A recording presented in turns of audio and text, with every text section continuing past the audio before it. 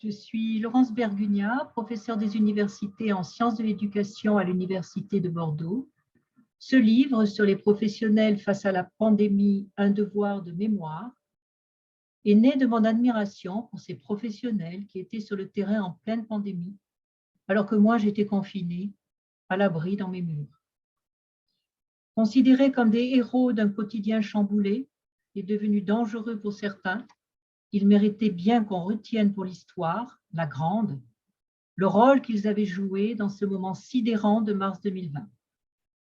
Avec mes collègues chercheurs, on est donc allé à la rencontre de soignants, de professionnels du secteur social et médico-social, d'enseignants et de bien d'autres encore, comme un ingénieur sécurité et santé au travail, une femme de ménage, un camionneur et son épouse, une caissière de supermarché, etc.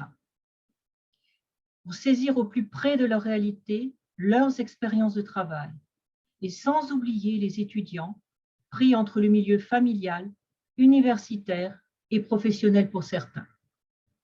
Ce fut vraiment une belle aventure, humaine, de partage entre chercheurs et professionnels, pleine d'émotions et de reconnaissance réciproque.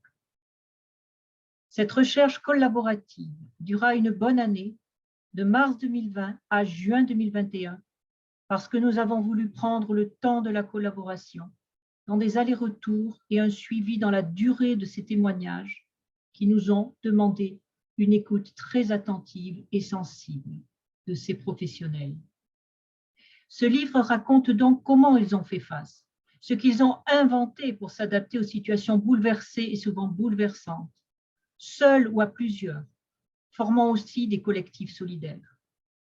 Vous comprendrez à travers leurs témoignages les insuffisances, les dysfonctionnements de l'État dans la gestion de la crise, les mettant dans des situations ubuesques, voire périlleuses et à risque pour leur entourage proche. Le masque étant le révélateur du désengagement de l'État dans son rôle régalien de protection de la population.